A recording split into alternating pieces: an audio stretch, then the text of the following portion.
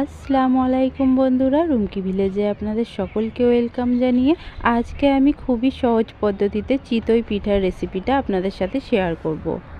বানানো একেবারে সহজ, আপনারা খুবই সহজ পদ্ধতিতে যে কেউ বানিয়ে ফেলতে পারবেন। তো চলুন আমি ভিডিওটা শুরু করি। প্রথমে আমি চিতই পিঠা বানানোর জন্য এখানে আমি 200 গ্রাম মতো গোবিন্দভোগ চাল 6 ঘন্টা আগে জলে ভিজিয়ে রেখেছিলাম।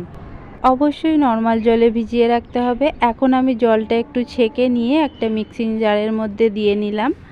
এর সাথেই আমি হাফ কাপেরও একটু কম নর্মাল জল মিশিয়ে দিচ্ছি। তারপর এটাকে ভালোভাবে পেস্ট করে নেব। তো দেখুন খুব মিহিভাবে আমি পেস্ট করে নিয়েছি। একটা বড় বাটির মধ্যে ঢেলে নিচ্ছি, আর এর মধ্যে আর কোনো রকম জল মেশাবো না। এই ব্যাটারের মধ্যে দিয়ে দিচ্ছি সামান্য একটু নুন, আর হাফ চামচের একটু কম দিয়ে দিচ্ছি বেকিং পাউডার। বেকিং পাউডার আর নুনটাকে এই ব্যাটারের সাথে খুব ভালোভাবে মিশিয়ে নিতে হবে।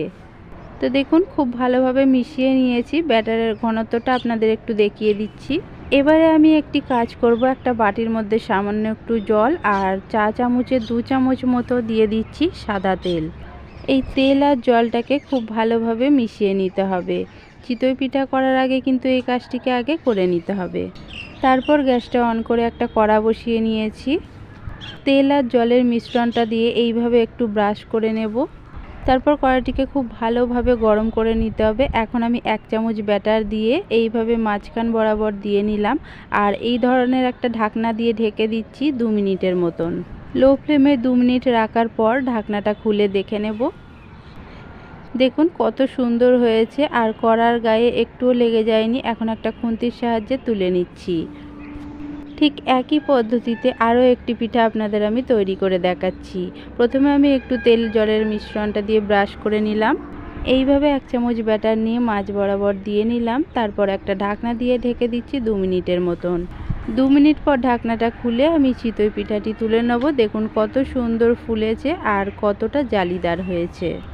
আমি যেহেতু এটি দুধ চিতই বানাবো, তার জন্য এখানে 1 লিটার মতো দুধ আগে থেকে জাল দিয়ে নিয়েছিলাম। এখন আবারও গ্যাসটা অন করে এইভাবে নাড়াচাড়া করে ফুটিয়ে আরও একটু ঘন করে নিয়েছি।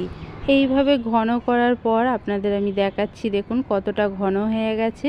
এখন আমি এর মধ্যে 1.5 কাপ পরিমাণে দিয়ে দিচ্ছি খেজুরের গুড়। খেজুরের গুড়টা দেওয়ার পর আবারও নাড়াচাড়া করে খুব ভালোভাবে দুধের সাথে মিশিয়ে নিতে হবে। এইভাবে মিশিয়ে নিয়ে আরও কিছুক্ষণ ফুটিয়ে নিয়েছি। এবারে আমি চিতই পিঠাগুলি এর মধ্যে দিয়ে দেবো। তার আগে আপনাদের আমি একটা দেখিয়ে দিচ্ছি, দেখুন কত সুন্দর ফুলেছে আর কতটা জালিদার হয়েছে। যেহেতু আমি এগুলিকে দুধের মধ্যে দেব, তার জন্য এই রকমভাবে মাঝখানটা একটু ফাটিয়ে নিচ্ছি। তাহলে কিন্তু দুধটা ভালোভাবে সোক করবে আর খুব নরম তুলতুলে হবে। এইভাবে সব পিঠাগুলি মাঝখানটা ফাটিয়ে নিয়েছি। এবারে আমি ফুটন্ত দুধে দিয়ে দিলাম। এইভাবে আমি সব পিঠাগুলি দুধের মধ্যে দিয়ে নিয়েছি। এবারে একটু নাড়াচাড়া করে একটু ফুটিয়ে নেব। এইভাবে একটু ফুটিয়ে নেওয়ার পর একটা ঢাকনা দিয়ে 2 মিনিটের মতো ঢেকে দেব। 2 মিনিট ঢেকে দেওয়ার ফলে দেখুন পিঠাগুলি খুব ভালোভাবে সিদ্ধ হয়ে গেছে আর ওপর দিকে ভেসে উঠেছে। এগুলিকে একটু ঠান্ডা করে নেওয়ার পর আমি একটা প্লেটে সার্ভ করে নিচ্ছি। দেখুন দেখতে যতটা মজার হয়েছে, খেতেও কিন্তু দারুণ মজার হয়েছিল। আর এই পিঠাটি যত বাসি হবে তত কিন্তু এই পিঠার স্বাদটা দ্বিগুণ বেড়ে যাবে।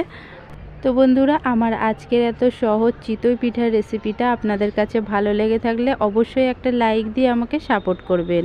আজকের মতো এখানেই শেষ। পরের দিন অন্য কিছু রেসিপিতে আবার দেখা হচ্ছে আপনাদের সাথে।